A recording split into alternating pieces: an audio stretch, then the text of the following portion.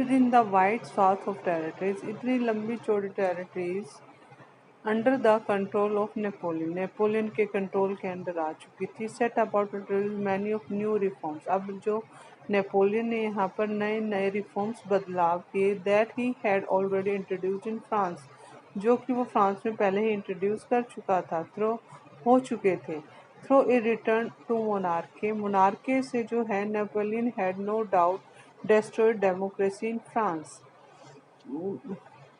France में जो है मोनार्के को ख़त्म हो चुका था और वहाँ पर नेपोलियन शासन आ चुका था। No doubt destroyed democracy in France, but in the administrative field he had incorporated revolutionary principles in order to make the whole system more rational and effective। उसने जो है वहाँ पर डेमोक्रेसी को तो ख़त्म कर दिया था, पर जो सिस्टम लेकर आया था नेपोलियन, उसके अंदर जो है उसने रेवोल्यूशनरी प्रिंसिपल लेकर आया, जिसमें कि उसने सिविल कोड 1804 बनाया। ये 1804 कोड था, वो नेपोलियन कोड के नाम से भी जाना जाता था। नेपोलियन कोड के अंदर जो है did away with all privilege based on birth, उसने जो सभी प्रिविलेज जो बर्थ के साथ मिलते थे, मीन्स जो सोसाइटी हाई क्लास सोसाइटी के पीपल थे उनको बर्थ के साथ ही बहुत सारे अधिकार मिल जाते थे, वो सभी प्रिविलेज जो है ख़त्म कर दिया। Establish quality before the law equality, उसने इस कानून के समक्ष सभी को एक समान बताया।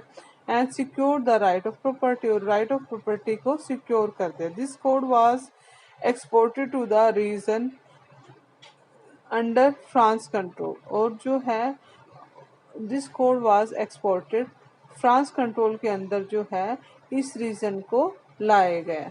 इन the Dutch republic, in Switzerland, in Italy and Germany, Napoleon simplified the administration division, उसने जो है आसानी से सिंपल कर दिया एडमिनिस्ट्रेशन को, उसको डिवीजन कर दिया। And abolish the federal system, और सामंती प्रथा को खत्म कर दिया। And freed peasant from the serfdom, और जमींदारों के अंडर जो पीजेंट्स थे, जो बंधे हुए थे जमींदारों के अंडर पीजेंट्स, जिनसे काम कराया जाता था, उनको आज़ाद करा दिया।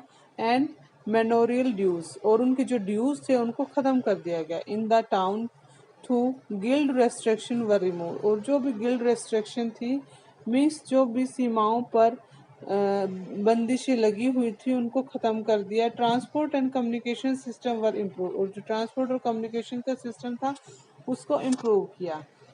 Peasant, Aristian workers and new businessmen enjoyed a new found freedom, अब वो सभी लोग जो हैं नई मिली हुई जो उनको आ जाती थी उनको enjoy कर रहे थे। Businessmen and small scale producer of goods in particular began to realize that uniform law, standardized weight measures and a common national currency would facilitate the movement and exchange of goods and capitals from one region to another region। जो businessman थे और छोटे छोटे जो producer थे वो enjoy कर रहे थे यूनिफॉर्म लॉ, जो सभी जगह पर एक समान कानून था। वेट सिस्टम को स्टैंडर्डाइज कर दिया गया था, वेट और मेजरमेंट को, और कॉमन नेशनल करेंसी थी वो भी अब एक हो गई थी, हर एक स्टेट की अलग करेंसी नहीं थी, जिससे जो है एक्सचेंज ऑफ गुड्स थे जो, और capital from one region to another region आसानी से भेजे जा रहे थे और सभी लोग इस चीज़ को इंजॉय कर रहे थे। However in the area conquered the reactions of the local population France rule were mixed, जो एरिया था जो जीता गया एरिया था, अब वो जो है उसका रिएक्शन जो है लोकल पॉपुलेशन का वो मिक्स रिएक्शन था। वो लोग जो हैं in many places such as Holland, Switzerland, as well as certain cities like Brussels, Mainz, Milan, and Marseille, the French armies were welcomed as the harbingers of liberty. अब French army जो है सभी का स्वागत कर रही थी, लिबर्टी जो सभी को लिबर्टी मिली थी उसके लिए सब इंजॉय कर रहे थे। But the initial enthusiasm soon turn to hostility, अब जो उनका जोश था, जो आज़ादी का जोश उनको मिला था, वो जल्दी ही हॉस्टैलिटी में चेंज हो गया था। As it became clear that new administrative arrangements did not go hand in hand with political freedom, और उनको अब पता चल गया था जो उनको आज़ादी मिली है, जो जिसको एंजॉय कर रहे थे, जो नया अरेंजमेंट है वो पॉलिटिकल फ्रीडम नहीं था।